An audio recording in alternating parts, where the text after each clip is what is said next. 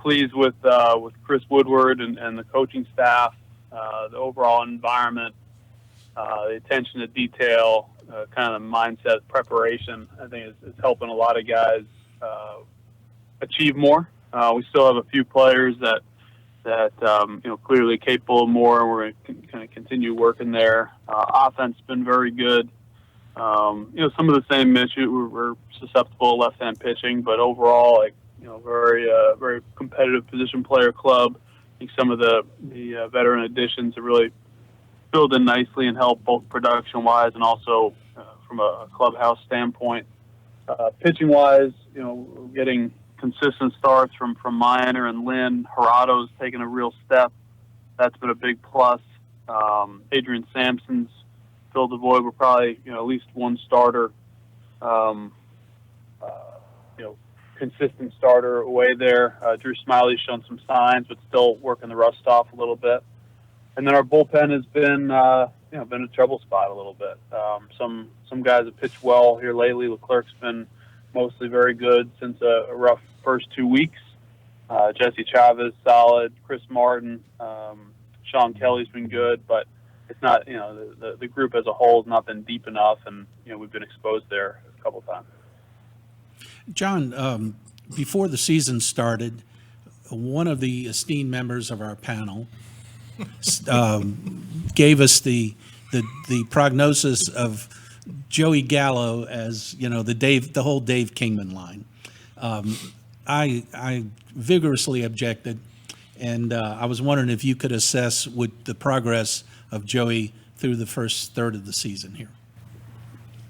I've always thought that those type of comps with Joey are, kind of silly, and they kind of miss a lot of his underlying talent. Guilty. I think, and I don't mean this in a negative. It's kind of a little bit lazy in that it's just he's got big power and he strikes out, but it misses that he also gets on base a ton. He runs the bases well, and he's a very good defender with a plus arm. I think some of the guys, whether it's Kingman or Russell Branyan or some of those names that will get thrown around, they have the strikeout rate and the power in common, but that's really about it. Those guys are a little more one-dimensional than Joey is. So, I think what you've seen here with Joey is really embracing some of the tools and preparation that the staff is helping provide him with. And I think to give him a lot of credit just on the mental side, he's looked at how pitchers have attacked him. He's looked at his strengths and areas of weakness, and he's kind of forcing them to come into his strengths. He's not occasionally he'll take a strike at the top of the zone, but for the most part, he's laying off that pitch and being rewarded for it, and getting into hitters counts where pitchers can't keep going to the same spot at the top of the zone and counting on him to swing through it. So I think that's been the biggest thing. It's just understanding his strengths and weaknesses, making those adjustments. He's really prepared going into games. He's really stubborn, looking for pitches that he can handle. And if he's not getting them, he's letting them put them on and kind of letting the next guy do it. And I think the more that he does that, the more they're going to be forced to throw him pitches that he's really good at handling. Would you like to see him go the other way more? No, that's not a focus. Okay. I think he's getting on base right now at over 400 clip, yep. And he's he's mauling baseballs when he's swinging. So I don't see why you want him to change. I think it's kind of a natural progression for him, and later the season and the year as he continues to develop that pitchers force him to make that adjustment, but I don't see why we would ask him to do something different than he's doing right now when he's one of the most productive players in the game. Yeah, he's not going to get a lot of singles when the second baseman's playing in right field. But last night, he hit about 130 mile an hour single to right field. That was just a rocket. Yeah, I think that's part. And listen, there may be times where where the game calls for it a little bit. And I think that's what you're seeing from Jay. You're seeing a little bit of an evolution. He's understanding kind of how they're pitching him, and he's making adjustments. And I think if they make that adjustment to kind of pitch him where that's that's what they're giving him, at some point I would see him do it. But I think if he starts to try to bunt or slap the ball the other way, you're playing. If I'm the other team and they have Joey producing like this, or I would love for Mike Trout to try to slap a single the other way. Exactly. Yeah. And I'm not saying Joey is Mike Trout, but right now he's performing at that level. I would, if we're facing another team's like elite hitter, I would love for them to try to bunt or slap the ball the other way and kind of come out of their game. Yep, makes total sense. Rangers GM John Daniels joining us on PressBox DFW Live. Out in spring training back in March, we talked about this year's and expectations, kind of the goals. And a lot of it was, like you talked about, the natural progression, the organic growth of players from within. And we're seeing just that. We just talked about it with Joey Gallo. Other end of the spectrum, where are we with Odor and a guy like Delano DeShield? Seems like they've maybe taken a step back. Is this? Are you worried about that? Is this just kind of the ebb and flow with young players? Where are we at with those guys? Yeah, I think I kind of view them differently. I think Rugi has Rugi's putting the work in. He's just it just hasn't manifested in results.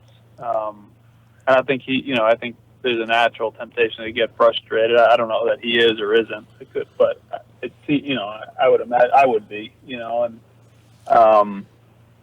That's one where we're going to continue to kind of work with them and give them opportunities. But for early part of the season, he was really shrinking the strike zone, and he was kind of similar to Joey, forcing them to come into his zone. You saw it in spring training; he was really good at it. Here lately, and I don't know if it's out of frustration or he's feeling good and feels like he can hit it, but he's definitely expanded the zone, especially up. And you've seen it here the last few days. Saw it in Anaheim. You saw it in Seattle, where they're kind of back to getting him out pitches up out of the zone. And I don't think it's so much of a swing deal or mechanics deal as it is an approach deal. And that's obviously something that we've got to help him get fixed. John, in the old days, teams in some cases built their teams around their stadiums. Does the new stadium at all, has it affected how you built this team, or will it affect how you build this team at all? So a little bit unknown there. It might in time. I think the general field dimensions are going to be similar to what we have now, where it's not exactly the same outfield dimensions, but similar in that it'll be shorter to right field and deeper to left center. Won't have the outfield, the left field, wall where the scoreboard is. It'll be lower walls, but so from a left-hand power standpoint, will be somewhat similar. We think that the turf will play pretty fair, and not, that's one thing we're learning at Arizona is it plays pretty fair. It doesn't. It's not super fast or super slow, so I don't think that'll have a whole lot of effect. I do think one thing that could help. I think we would have a chance to have some really great resources behind the scenes from the players' standpoint, from recovery, rehab, preparation standpoint, sports science. I think we're going to have some great tools and amenities for the players to where, I think players that want to utilize those things to improve their bodies, improve their games, improve their preparation. Other like smart players, progressive-minded players are going to want to play here, and I think are going to benefit from it. So a little bit different than the actual field dimensions where you build your team to it, but I think we'll have a chance to get some players that can really improve their games, and if they want to do it, we'll have those resources for them. Is there a way to help the bullpen from now to the rest of the season? Yeah, I think absolutely. I think we've got some guys in the minor league that can help. We're kind of going through that now as far as exactly where they are and how do we position them to do it. Some of them are can maybe help sooner, and some of them are more last couple of months probably because they're not quite ready developmentally. I think externally, there's not a lot out. We've had conversations, we've looked around, and we're one of 30 clubs looking to upgrade their bullpens right now. If you look around the game, only 30? Yeah, exactly. You look around the game, state of bullpens, it's not great anywhere. So definitely something we're aware of. Obviously, fighting through it every night. But easier said than done. Right now, we need to kind of stabilize with our own guys, and we'll continue to look outside for upgrades if they are there. Rangers GM John Daniels joining us on PressBox DFW Live. Before we let you go, let me give you a little props and then get your take on this.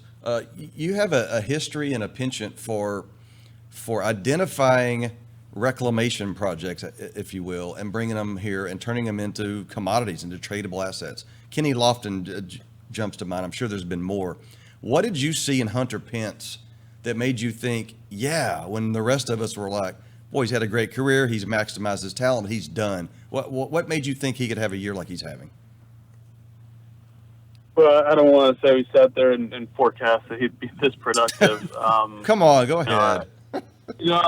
We had a number of guys. Ross Fenstermaker was our pro scouting director, pushed for him.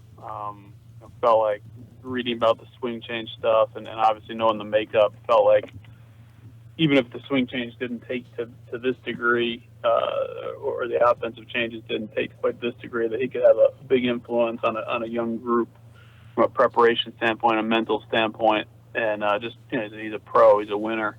So he'd been kind of pushing for him this winter, and then Scott Littlefield, one of our scouts, went down and saw him in winter ball, and just the life in the body, the way he played, the energy. I mean, for a 36-year-old, 10, 12-year veteran who's won multiple World Series to go down and play winter ball, you just don't see that. That really speaks to like true love of the game, passion for the game. And then Woody also kind of pushed for him too. Just had seen him across the diamond there with the Giants Dodgers games, and knew what he could bring to the clubhouse, and was an element that he was looking for. So it just made a lot of sense. And then he comes out in spring training, and he obviously was great. We'd have our meetings in camp, and just about everybody universally was excited about him. And I remember at one point, the room was just overwhelmingly pro Hunter, and I kind of raised the point like, hey, there's no doubt that he can help us, from a clubhouse standpoint with our young players, but you guys ultimately believe he's going to hit. And I think, to be fair, I think everyone said, listen, there's life in the body. He's strong. He's quick. He's working his butt off, and you're going to have to wait and see how it does against in-season big league pitching. But the ingredients were there, and definitely a guy that I'm glad we gave that opportunity to. Yep, it's one of the many things that have actually gone right for the Rangers this year. In a season a lot of us predicted would be doom and gloom. They were hovering around 500 as we're at the third of the way mark. So JD, keep it up. Good season, and we'll keep up with you. Good luck. Thanks a lot. All right. Thank you, guys. All right, there goes old friend John Daniels of your Texas Rangers, who, Gil, I think you were right. So far, you're right about Joey Gallo. Thanks for calling me out and throwing me under the bus at 100 miles an hour. Yeah, we did. That was awesome. Nice We rolled the tank over here, actually. What are friends for? It was. All right, No, Ziggy, I believe in Joey Gallo. I know you do. And the Rangers are not to lose 90. They're going to have to really be bad from here on out, because we're about a third of the way through. Well, the and they're bullpen's one game capable. under. Yeah, The they're bullpen's capable of that. Yeah, that's because very they true. could have swept the Angels. You're right. Should have. All right, that was a little awkward, yet worth it. John Daniels interrupted our open. Ziggy, producer, jump on here. How does this work now? Let's run that open. All right, try it.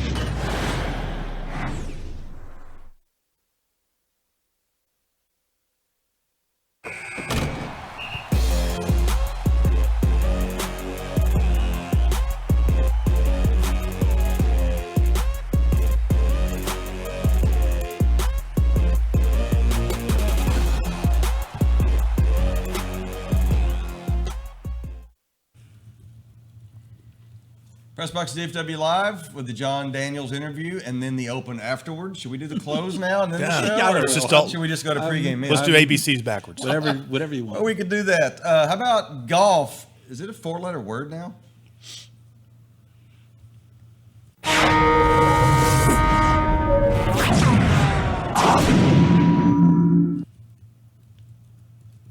Hey, everybody. We had an interesting. I noticed an interesting dilemma over the weekend on the PressBox DFW website, in that we had some good stories. Thanks to John Henry, we had some great stories from Colonial, and especially the one Sunday on the final round that was tied into Memorial Day. Absolutely. It was a great story. It was good And sports writing. it was just as, there it is. It was just as much, sure, it was a golf story, but it was a Memorial Day story, and it was taken from an angle that I'll bet nobody else in the country explored on that day, and I'm sure that nobody did, and. But yet, as we've been the website's been up and running for 14 months now, and believe me, I have learned things all along the way. And one of them is, one of the questions that remains is, why aren't more people interested in reading about golf? People watch golf. They lie on their sofas on Sunday and fall asleep while golf is on. They play golf. They talk golf. They drink beer to golf. Yeah. But for some reason, and it's not just us. It happened with the daily newspapers because they were basing a lot of their decisions on it. Editorial They decisions, don't. whether to cover They it, don't. yeah. A lot of places don't cover the Masters anymore. The only thing that seems to move the needle on golf readership is Tiger Woods. Anything else is just not working. I think you hit it, though. You said people like to watch golf while they lay on their sofas and fall asleep watching golf. Sleeping is easier than reading. True. I really think, absolutely. Especially right? nowadays. Absolutely. I mean, you're right. Unless it's Tiger, I hate to admit this, but unless it's Tiger, golf is just like a hobby or a distraction. It's not a passion. But people watch. TV audiences are still strong. Or we hear. Right. But I think it's just on. It's on. Like maybe our website's up, but nobody's Are you actually confessing reading it. to dozing off during golf on Sunday? It's like the sounds of the birds Guilty. or the river. Yeah, Oh, I bet if we ask Lance Bauer, they pipe in those bird Oh, there's sounds. no doubt. From Well- some of those in Arizona, the Phoenix Open, Waste Management, and there's like a cockatoo and a couple of sparrows. I mean, Mockingbirds. you're like, well, I don't think Like those are mockingbirds indigenous and to the the thing. desert. But anyway, And then the slowly strumming guitar, Yeah. And the crowds at Colonial were pretty good, I thought. As Richie mentioned last week, the crowds at the Nelson are way down. oh, did you see that? Did you see the numbers for the Nelson? No. So the Nelson this year drew Oh, 144,000 people. Yeah, you had that in your story. 50% as much as the last year at Four Seasons. So Right. That's amazing. A 50% decrease. Yeah, is that not was good you no had matter that what in you Wits do. End. Yeah. But those things are ultimately, I would say it's 80-20. 80% go out there as a social event. Yeah, me They too. go out there to drink. They go out there to. Oh, we go- were out there. We sat in the we didn't know the golf. We're like, who is that golfer? Right. We just don't. It's And they go out there. The corporations have they use it as yeah. entertainment Absolutely. for clients and customers and everything else. And I might be being conservative at 80%. It might be even more than that. Do you think America in general, fueled by the millennials, in general, just don't want to read anymore? Or do you think, in terms of sports readership, that there's just certain things that they won't read? I mean, clearly people like to read about the Cowboys. Yes. And we get a lot of readership about the Mavericks, college football, TCU certainly, Big 12. I would think it would be different with Jordan Spieth because he's one of ours. Yeah, but it's not There's showing not itself the passion yet. there for him No. either. Maybe the Dallas Morning News might experience some of Yeah. that, but I tend to think that they're probably in the same boat that the I just think Fort Worth paper at is. golf. It's I want to read about Tiger because he's transcendent, but it's Tiger and then it's every other Yeah. players in a blob. Right. And there's a celebrity factor with him as well, and the scandal and the controversy and everything Yeah. else. And there's just a lot of other juicy. dynamics about Tiger. And Yep. You know what else they don't want to read about? NASCAR, motorsports. Right. You Well, know, people there- go, they camp, they drink. There is a level of I won't say it about NASCAR. Never mind. No, don't say that. Don't go there. Literacy. Don't go there. No. I didn't say it. I didn't say it. No, don't go there. Ziggy, stop laughing at his John Henry's joke. That was rude. But people just don't want to read. You know, we at the Star Telegram we used to have tons of stories from the race, and now I'm beginning to wonder just how many of these were people where people read. Maybe back then, but I don't know. The other sport, tennis. Nobody likes to read about tennis. Tennis has become a niche sport. Even I don't like to read about tennis. Yeah, it's a tough read. Yeah, it is. I was listening to tennis on the radio the other day. You should hear that. That's horrible. I mean, and it made me think. Was it Westwood One? It was had like tennis on. No, it was satellite radio. There was some French Open live or something. It was horrible. But yeah, those niche, and I'm going to call them a niche sport. It's the intricacies of them do not translate via words, and it's a blow to our profession. But yeah, I think some of it is millennials don't have the attention. They live in a 140 character world. Yeah, and you're trying to get into 4 paragraphs about somebody the flat stick tinkering with their their claw, their grip, with their backswing or their putter grip. Right. It just doesn't resonate. I guarantee you though, if you haven't read it yet, go to PressBoxDFW.com, read John Henry's story on Kevin Na and related to Memorial Day. And I think you'll find it's a different kind of golf story. Yeah, it's not even really a golf story. It's not even, really. There's not a lot of shot by shot in there. Thank God. I said that Kevin Na won. That's about the extent of it. But Now, it's well worth the read. I ran into my good friend John Henry at the Colonial last week. Mm-hmm. And I ran this by him, and he was absolutely 100% on board. I have a way to fix golf. Okay? Oh, okay. Maybe write about this. Exploding read golf it. balls. Close. Okay, here's the tournament, okay? No caddies. All right. Every pro carries his bag. His own bag. No yardage markers. All instinct. Just instinct. So you got take away their book. Take away that encyclopedia that they all carry in their back pocket. So now you've got, let's say, Tiger Woods carrying his bag, reading his own greens, judging the wind, how much. Casey Martin carrying his own bag. Don't worry about him. In addition, every player, and they won't know what it is because it's just going to be unmarked. Every player plays the same tournament issued clubs and tournament issued balls. Yeah. Okay. I like that. I like this. And we need to come up with $5 million before any pro would even think about it. But if we can raise $5 million, I would watch that tournament. Yeah. Oh yeah. You in? Oh, I'm totally. How much have we raised so far? I don't know. Let's go. Let's crowdsource that. I like the generic clubs and balls. Don't you? I mean, wouldn't that go a long way to telling you who the best player really Everybody's was? got to use the same equipment. Because same golf balls. is so equipment. I mean, I know that fuels the industry, but it's very nuanced. very. It would come down to who has the best instinct. Yeah. Who can judge the carrying the bag thing is. Wouldn't you pay to? I mean, I wouldn't pay. Wouldn't you want to watch that though? It would kill John Daly, right? I mean, right. He should be killed at this by the point. third hole. Nobody's watching him drive a car. He's not invited to our tournament. I mean, he is invited to our tournament. He's invited, but I'm sure it's going to be a turn down. Politely. Yeah. All right. Anyway, golf is fixed. Would you read about that? I'd read about that. All right. I'd like to write about that. Yeah, me too. All right. Read our writing, speaking of, daily at PressBoxDFW.com. Watch and or listen right here weekly, PressBox DFW Live. Next up in Double Dribble, the Rangers have dumped their girlfriend, and she got really hot.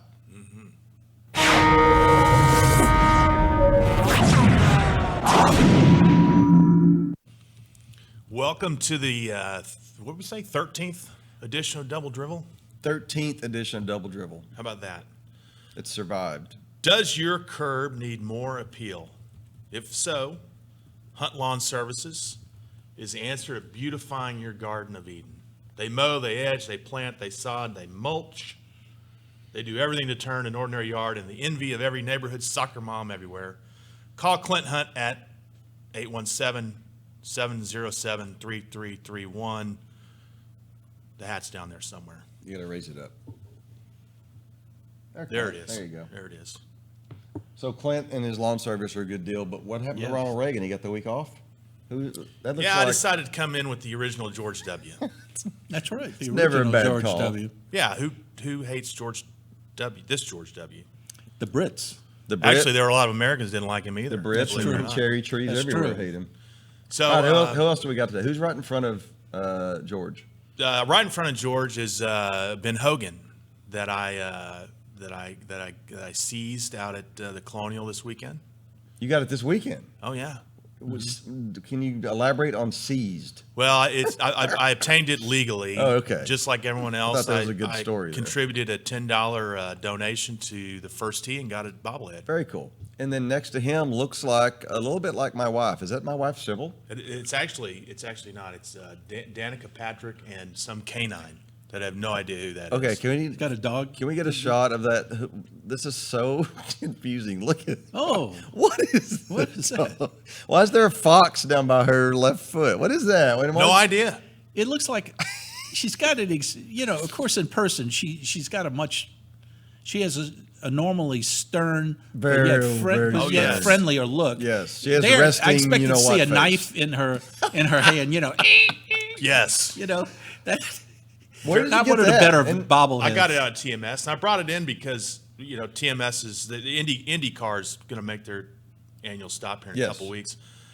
But You gonna write about that? I might. I don't know. We'll see. You better tie it to Kevin Dodd Memorial Day. Right. It ain't gonna be any good. July However, 4th angle. I was more inspired after seeing her on the NBC coverage of the Indy 500 this weekend. She was good. She looks good too. It looks good. Yeah, she's ageless. She really She's is. ageless. But did she add any insight, or would you even know? I wouldn't know. I wouldn't know either. Anybody watch the Indy 500? I mean, did you watch the race, A little bit of it. Gil? I watched about 3 or 4 laps. When I was Shame a on kid, of course, we all date ourselves, but when I was a kid, that was a must-see TV. Memorial Day weekend, yeah. I couldn't wait to watch the Indy 500, and now I had to be reminded it was even this weekend. Exactly. Well, I just turned it on, and it was on Channel 5 or whatever they call it now. Did NBC Gordon 5. John Cock win? It was actually a Johnny Rutherford. Johnny Johnny Rutherford. Fort Worth's Johnny own Johnny Rutherford. Yeah, he won. You ever been to the Speedway? It's Indianapolis? Yeah. Yeah, during the Super Bowl one year. Oh, that's right. I went there. Yeah. It's an amazing. It was amazing. It's like a city. It's so huge. It's Yeah, very cool. I mean, you only Yeah. see a small portion Yeah.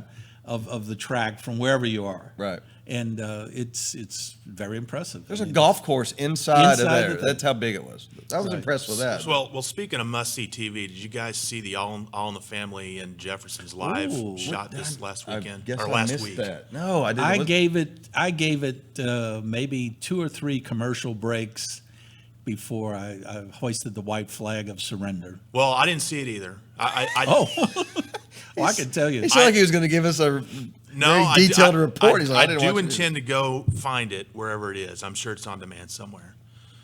But I heard it flopped by just about everybody but a few. We predicted that. Yeah. I mean, It's hard to recreate that kind of. Woody chemistry. Harrelson. I mean, the casting was terrible. They gave it a good try. Was Woody Archie Bunker? Yeah. Not even Oh, close. come on. I mean, Not well, he even was, but close. he That's wasn't. ridiculous. No part of it. Nobody can carried match it off. Carol O'Connor, though. No. And Or Edith, for that matter. right. Wouldn't want to. And it just didn't, it just didn't work. Nothing about it worked. The guy that was supposed to be Meathead, it didn't look like Rob Reiner at all. Right. George Jefferson, I mean, Jamie Foxx, tried, but the only one who I thought was really good and she was exceptional was Wanda Sykes. As Wheezy, right? No, she played George Jefferson's wife. That is Wheezy. That's Wheezy? Isn't Oh, it? okay. Yeah. Well, I don't know my that- names. I'm That is sorry. Wheezy. So I never, but she Even was millennial great. Ziggy knows that's Wheezy. Come I'm on. sorry. I thought it was Mrs. Jefferson. Well, But somebody that's not worth your time, really. Somebody told me that they looked at it from a different perspective, of an artistic appreciation of those shows, not was a Norman necessarily Lear. and to Norman Lear. It was a Norman Lear tribute. That's about what Okay, it was. if that was the goal, then I get it. But if it was It's tough to putting do. out I mean, when we talked about it last week, we said that's a must pretty see. lofty Oh, yeah. project you're taking on to Yeah. recreate that TV Didn't work. magic. yeah, And last thing, did they? I mean, All in the Family was extremely edgy and politically incorrect. yeah. Did they? Yes. Did Archie talk down to Edith? Like, Yes. Really? Yeah. And got away with it? Plenty of non-PC remarks. And with a live Surprised. audience reacting to everyone, it was, What were the reactions like? a lot of ooh, boo. There was booing. the millennials were running for a safe space. I'm sure. They were When they were Gloria- booing. Well, there was a little bit of that murmuring in the back.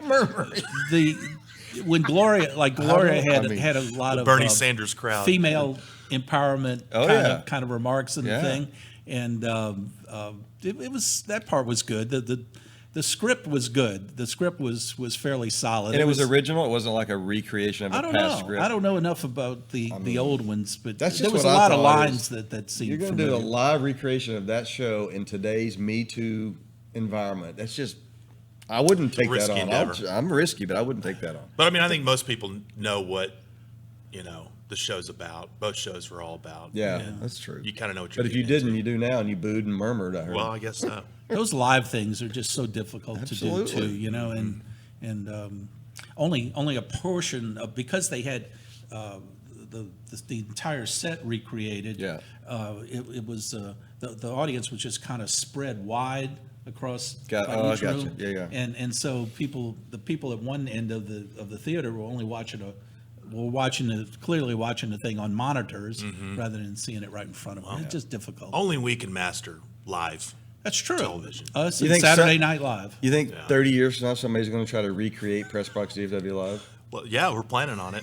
We, I don't think I'll be here to see it. we're hoping to do it. I'm not again sure. next week. Yeah, I'm shooting for 30 seconds from now. Trying to stay on the if air. they can Don't worry about 30 resuscitate years us. from now. All right. Well, speaking of tributes, will there one day be a tribute to Martin Perez?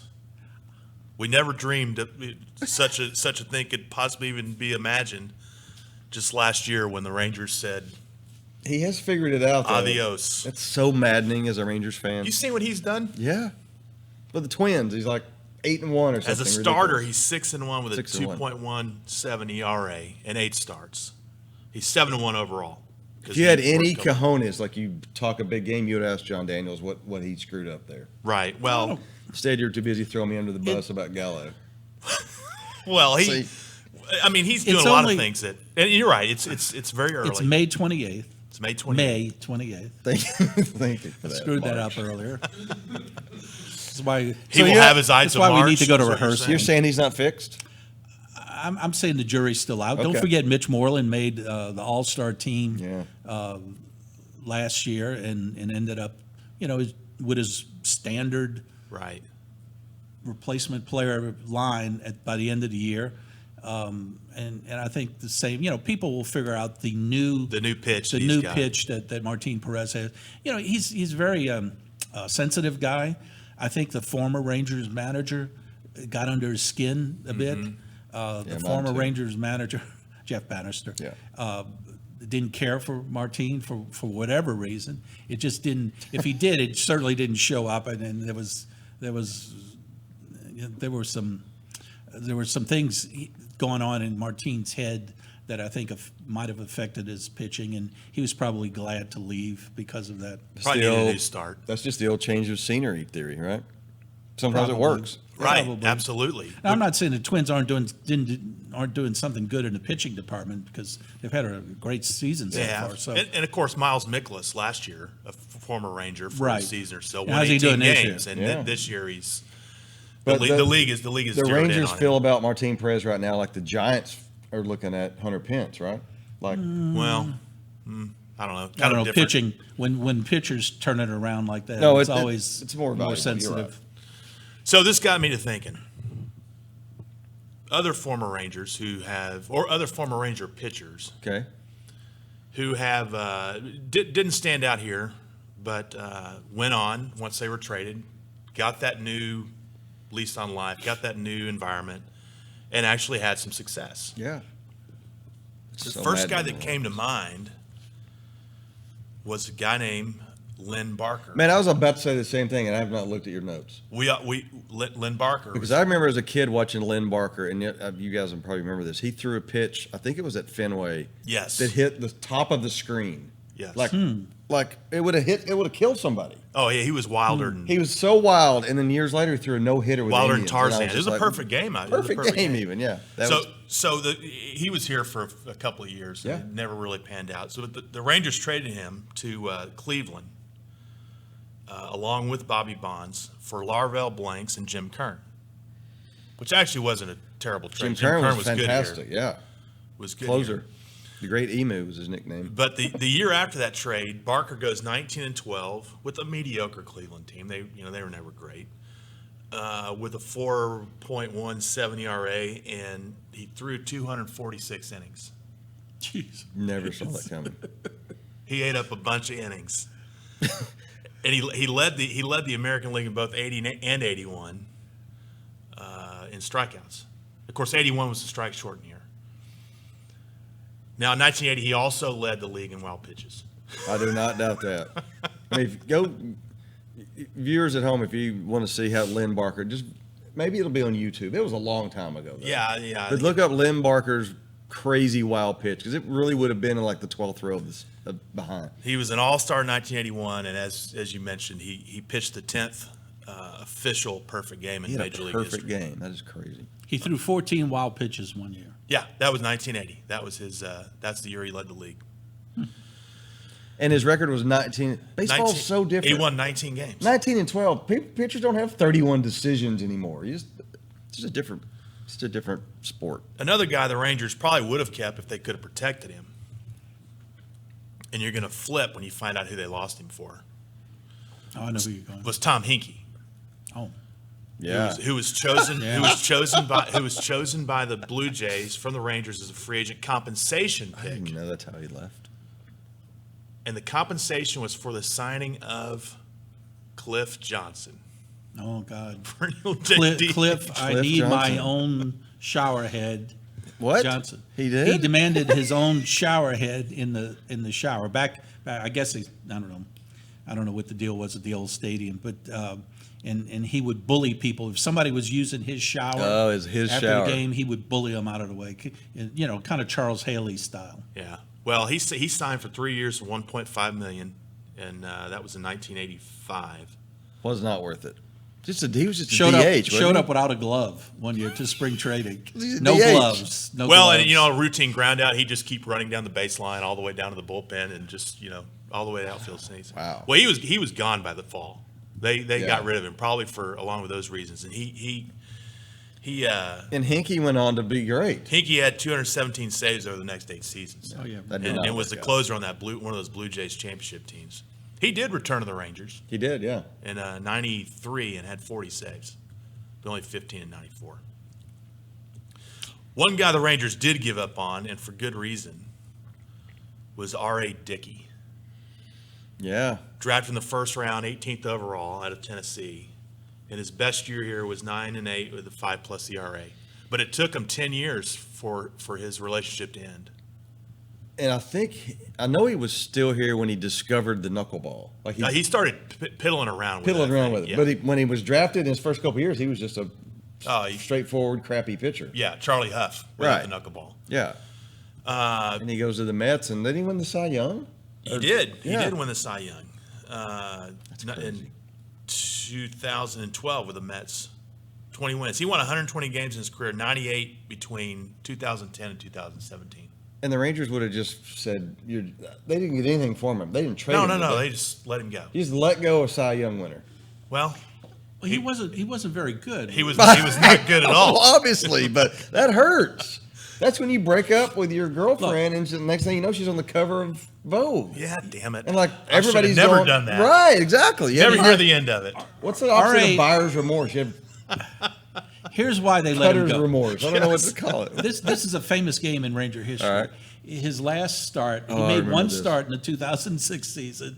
He started against Detroit on April 6th, and he pitched 3 1/3 innings and gave up 6 home runs.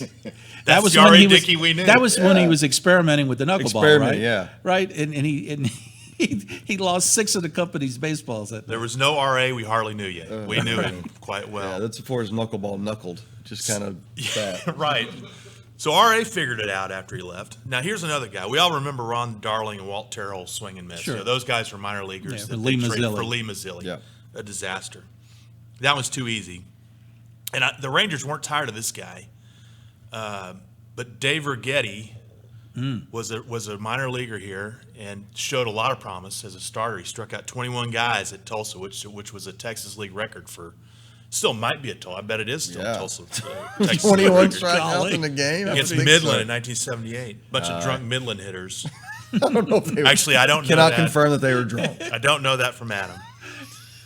So anyway, It'd be funny if they were drunk. Actually, he was traded as a prospect to the Yankees in 1979 4. with Greg Jemison, Juan Beniquez, one of my favorites, Mike Yeah, me Griffin, too. and Paul Mirabella.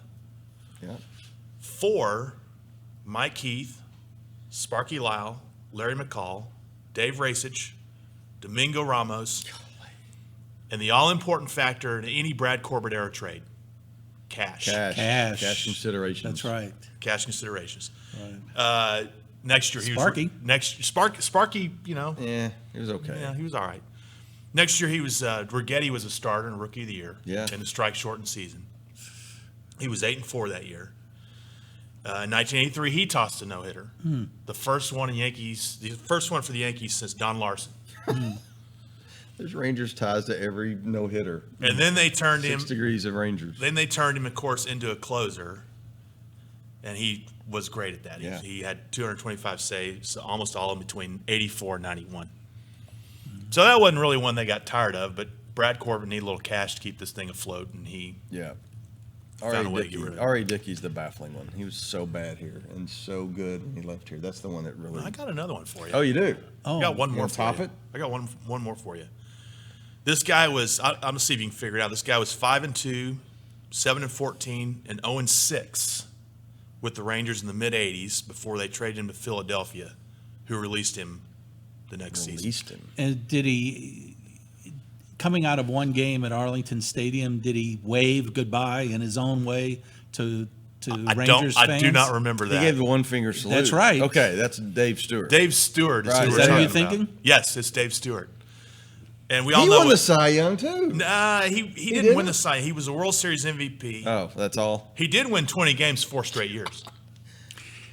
And you It know, was World Series MVP. in everybody 1989. says, you know, what a great guy he was later and all that stuff. But I remember when he came off the field after being taken out of the game and fans booed him and he shot him the finger. I didn't see that, but I did hear about it. Well, do you remember what happened 2 days before he was supposed to win the good guy or be presented Yeah. the good Oh, guy yeah. award? In That's an right. alley with lingerie. He and was a arrested on a male charge of Lucille? lewd conduct, Right? soliciting a transvestite prostitute named Elson Tyler, Oh, also known as Lucille. oh, okay. Now he swears up and down he didn't. Isn't Re- that funny? The stuff you remember. now he swears up and down. I think it was his most important consideration during that trial. Yeah. Was that he didn't know Lucille was Elson. Oh, that's right. He He said, should be indicted on that I didn't- alone. I didn't know he was a guy. Yeah, that's a whole separate trial. Bad judge of character. Not sure what happened after that, but But he was still the Rangers' good guy. he was Got the still Rangers- award. Actually, they called it off. They What was said the Oh, they award? did. What was the name of the award? It wasn't Good Guy. What It was it? Harold McKinney Good Guy Award. It really was They a still good- have it. and George They still have Sheps. it. George Sheps, the guy who was, I guess, overseeing the banquet that year, immediately announced he said vacated. he's not going to make it. It was vacated. He's not Could going to make not them. make. I mean, it doesn't it. make him a bad person, but it's certainly a crime. And So Dave Stewart, I've concluded Dave Stewart is the biggest World swing, Series MVP? swing and miss. I Yeah. mean- well, you know, Okay. I mean, Philadelphia got rid of him too, and so That's true. did somebody Okay. else. yeah. That's All it. right. Thanks for depressing us with all those great Rangers that were got not it. great Rangers while they were here. Anytime. I'll be All here all right. week. Next up on PressBox DFW Live, 23 years ago this month, DFW was riveted to tarnished star. What is it? I'll tell you next.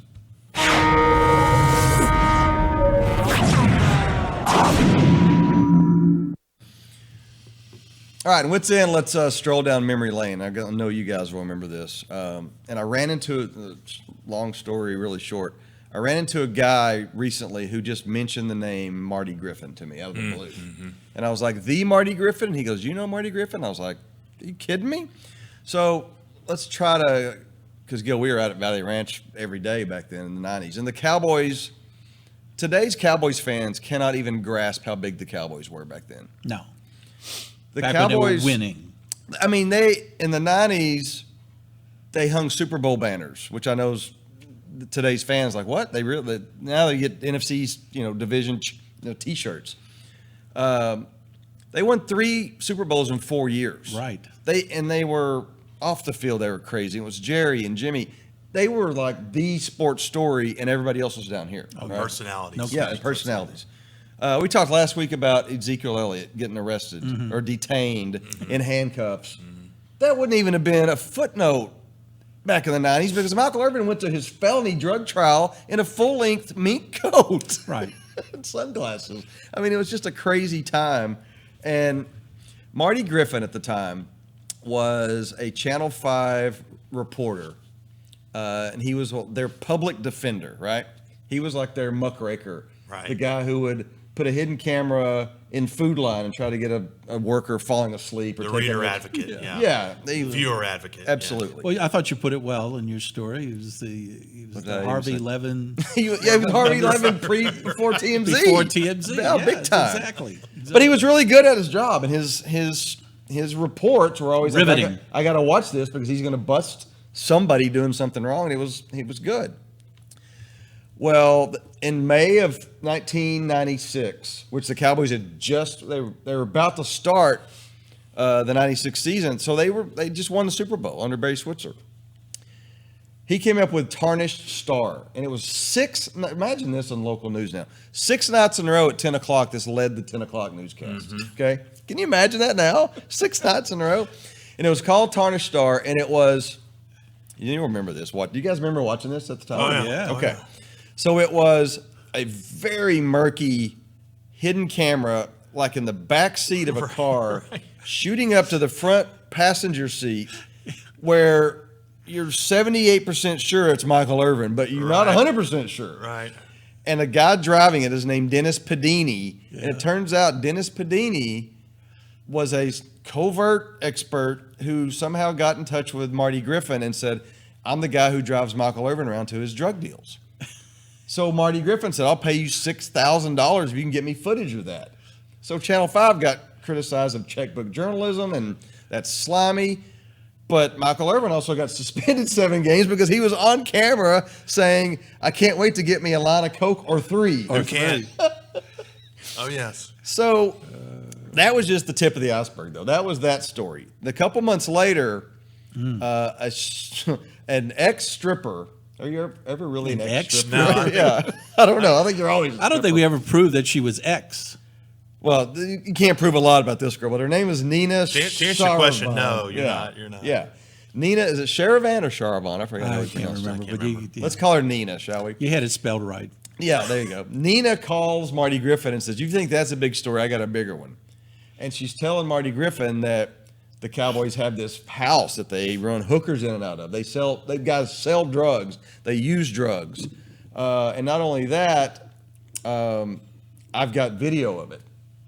Marty Griffin goes to meet her and takes back this video, gives it to Channel 5. Channel 5 says, that's not enough. We need more. Because you couldn't see, it was even worse than the Michael Irvin video. So Marty Griffin goes on vacations. He's all depressed, thinks it's no big deal. Comes back, and there's a message on his machine from Nina saying, last night I got raped by Eric Williams, who was a Cowboys offensive lineman. And not only that, Michael Irvin held a gun to my head while it happened. Of course, Marty Griffin's head burst into flames. He goes and meets with her, and they ran the story. Police raided Eric Williams' house, and there's Marty Griffin right behind the cop with a camera, and they brought out 33 videotapes, a bunch of bottles of baby oil, sex toys. I mean, like the pool table felt where she said this is where the rape occurred, and Channel 5 goes with it. And the Dallas police said, we think there's enough evidence here. Turned out to totally be fabricated. None of it was true. They started saying, Michael and Eric were not even together that night, and they actually had, witnesses. So it all fell apart. Go ahead. Is this when the first revelation of the White House Yes. came out? That was it was in his story. It was just a small part was White House. Oh, and by the way, there was a rape. Not at the White House, but yes, that's when it first Actually came showed the house out. Yeah, on absolutely. TV. And it wasn't wide. It just looked like a regular house. which it before was. Google Maps. Before Google Maps, yeah. So it all falls apart, and Marty Griffin has to apologize, and Eric Williams is mad, Michael Irvin's mad, and they sued Channel 5 and they won a joint settlement of $2.2 million for libel and for defaming their character. So Marty Griffin's gone, leaves town in shame. Anyway, goes back to Pittsburgh, and the weird part of the story is Marty Griffin finds himself. That was '96. Now we're fast forwarding to like 3 years ago. Marty Griffin does a radio show in Pittsburgh, his home Pittsburgh. Looks over in the studio next to him, which is just separated by glass, and there's Michael Irvin. Unbeknownst to both of them, at the time they both had throat cancer, but it wasn't diagnosed. Later, they both had the same form of throat cancer, so it's just kind of weird how it comes full circle. And Marty Griffin, in my story that I wrote for PressBoxDFW.com, he says, we had a very cordial, warm greeting with Michael Irvin. I can't imagine that. Can you? Would you forgive a guy for doing that? Well, you got $1 million off the deal. Which to Michael Irvin's like $10. Yeah. But I mean, that guy tried to ruin a good night. You. Tried to expose you for who you were, i.e. ruin you. Well, Michael's kind of... What? He's had lots of accusations and things over the years. That's what it probably just he's a pretty easygoing guy. Do you think passionate, but this is a legit question. I'm not kidding. Do you think Michael Irvin even remembered what Marty Griffin did to him? Probably not. I don't think he did either. He's had so many guys, like you said. He's had so many women sue him for child support. Yeah, he's had issues since. Abuse and That's crazy. Who the hell is Marty Griffin? Yeah. Probably is what. He probably, hey, I recognize you. What's up, man? And Marty's like, oh, it was a great meeting. He forgave me. And I don't know that for a fact. So Marty's doing a radio show. Marty does a radio show, and he's, reading the story, he's really turned, not that he needed to turn his life around, but he decided at some point that I've got this. Turned his career around. I've got this certain skill set. I'm really good at media. Why don't I use it for good? Instead of exposing, the janitor's uncleanliness at the high school, why don't I build houses for 9/11 workers who are struggling with lung cancer or whatever? So that's kind of what he does now. And he's very popular now in Pittsburgh with his show and with his foundation. Good for him. Marty Griffin is 60 years old. I was going to ask how, 60 years old. So he was in his 30s when he was 37 when he was in his heyday here. The human thunder truck. Yeah, NBC5 he was human thunder truck. All right, so check it out. It's a good feel-good story, and you can relive some of the crazy 90s cowboy shenanigans that went on here. Next up, look at the time. We got to round the bases, head for home next.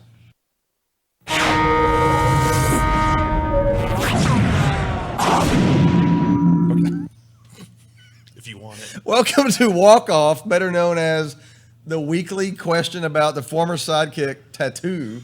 Tattoo, yeah. Got another one. Or You actually, guys obsessed got with a him. comment. I got a comment about Tattoo. So last week, and I encourage you guys to watch. If you're not watching on PressBoxDFW.com, go to Facebook Live and watch us.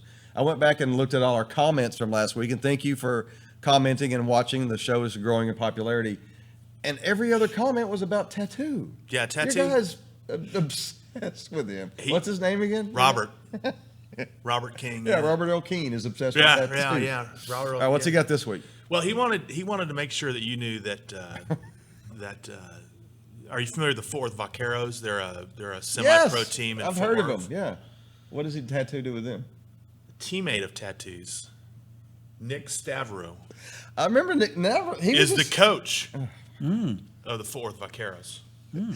Stavro played for the Sidekicks. Right. Yeah. He was the teammate of Tattoos. So I guess you're nominated to go do the story on the Vaqueros and the Tattoo connection, just for.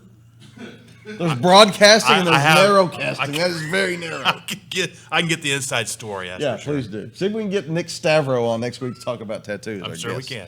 All right, what's up, Gil, at the website this week that we care about reading? We already talked about John's story on Memorial Day at Colonial and Yes, sir. Kevin Na's victory.